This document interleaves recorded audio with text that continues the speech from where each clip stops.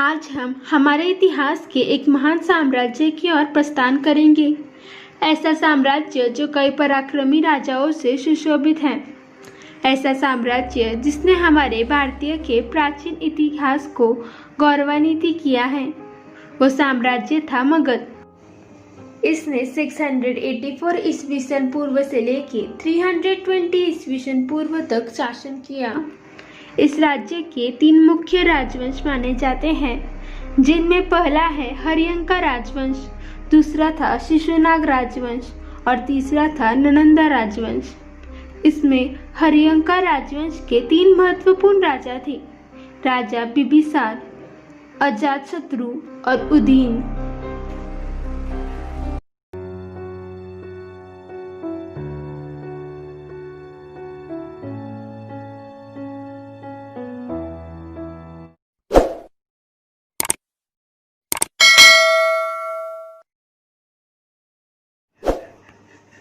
राज्य के लिए जिसका खुद के ही पुत्र ने मार डाला वो था बिंबिसार, मगध का शासक राजा बिंबिसार।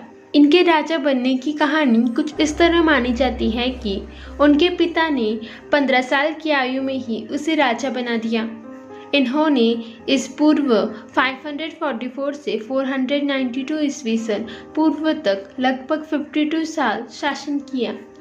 वह बहुत दूरदृष्टि वाला राजा था। वैवाहिक गठबंधन के माध्यम से इसने अपनी स्थिति को और मजबूत बना दिया। इनका पहला विवाह कौशल देवी नामक महिला जो कौशल परिवार से थी उससे हुआ। इसमें दहेज के तौर पर उसे काशी प्रांत मिला। वैशाली के लिजवी परिवार के चेलना नामक राजकुमारी से विवाह किया। विनय पिटक के अनुसार लिजवी लोग रात को मगध की राजधानी पर उत्तर की ओर से आक्रमण करके लूटपाट करते थे। इस वैवाहिक संबंध वे शांत हो गए। ऐसे ही और कई वैवाहिक संबंध बिंबिसार ने स्थापित किए होंगे, क्योंकि महागव में उनकी 500 रानियों का उल्लेख किया है। बिंबिसार ने कई राज्यों पर आक्रमण भी किया और विजय की भी प्राप्ति की। जैसे कि अंकुर विदुर पंडित जातक से पता चलता है कि मगध की राजधानी पर अंक का अधिकार था। बिंबिसार जैसे महत्वाकांक्षी शासक के लिए अंग पर विजय करना अनिवार्य था। अंग पर आक्रमण करके उसके शासक बृहन्नदंत को मारा और अपने पुत्र अजातशत्रु को उपराजा नियुक्त किया। ऐसा महान शासक होने के अलावा वे गौतम बुद्ध के बहुत बड़े संरक्षक थे। बिंबिसार ने गौतम बुद्ध को पहली बार अपने महल की खिड़की के माध्यम से पांडव पवार के नीचे देखा था। बिंबिसार ने बुद्ध जी को अपने राज दरबार में आमंत्रित किया, परंतु उन्होंने आने से इनकार कर दिया, क्योंकि वह ज्ञान की खोज में जा रहे थे। राजा ने बुद्ध के यशेष्ट की कामना की और ज्ञान प्राप्ति के तुरंत बाद राजगीर की यात्रा करने का उनसे अनुरोध किया। बाद में गौतम बुद्ध ने बिंबिसार से किए गए वादे को पूरा करने के लिए राजगीर का दौरा किया। वह गौतम बुद्ध का एक कट्टर शिष्य बन गए और अपने जीवन के बाकी दिनों में बौद्ध धर्म को संरक्षित करना जारी रखा। स्वयं राजा बनने की तीव्र इच्छा के कारण उनके अपने ही बेटे अजातशत्रु द्वारा इस महान राजा को दुर्भाग्यवश कैद कर लिया गया। देवदत्ता ने राजा द्वारा बुद्ध के संरक्षण को गलत बताते हुए अजातशत्रु को उकसाया था। अजातशत्रु ने अपने पिता को खाने पीने के लिए कुछ भी नहीं दिया, जिसके कारण उनकी मृत्यु हो गई।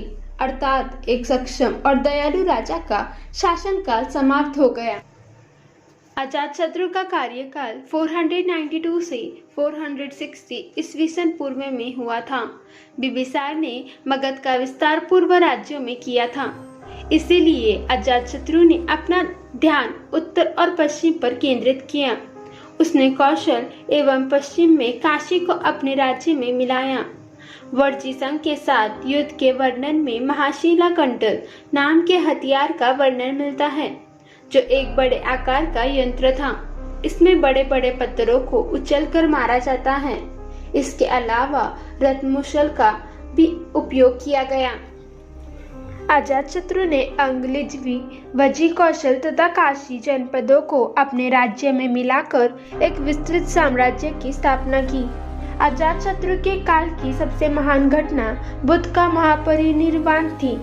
इस घटना के अवसर पर बुद्ध की स्थिति प्राप्त करने के लिए अजातशत्रु ने भी प्रयत्न किया था और अपना अंश प्राप्त कर उसने राजगृह की पहाड़ी पर स्तूप बनवाया। आगे चलकर राजगृह में ही व्यवहार पर्वत की संप्रति गुहा से बौद्ध संघ का प्रथम सम्मेलन हुआ, जिसमें सुत्तपिटक और विनयपिटक का संपादन हुआ। जिस तरह अजातशत्रु को पितृहंता मतलब पिता का हत्यारा कहा जाता है, उसी तरह उसके पुत्रों को भी कहा जाता है, क्योंकि राज्य के लिए अजातशत्रु के पुत्र उद्दीन ने भी उसकी हत्या कर दी। लेकिन एक आश्चर्य ऐसा भी है कि जैन ग्रंथों में इसको पितृभक्त भी कहा गया है। उन्होंने गंगा और सान नदी के तट पर पाटलिपुत्र की स्थापना की, जो कि उनकी राजधानी भी थी। राजा उदयन की 3 बेटे थे, पुत्र अनिरुद्ध, मंडी और नागचक। नागचक अत्यंत विलासी और निर्बल था। उसके शासक तंत्र के कारण व्यापक संतुष्ट जनता में फैला था और आखिर में उसी के मंत्री शिशुनाग ने उसकी हत्या कर दी और शिशुनाग वंश के राज्य की शुरुआत कर दी।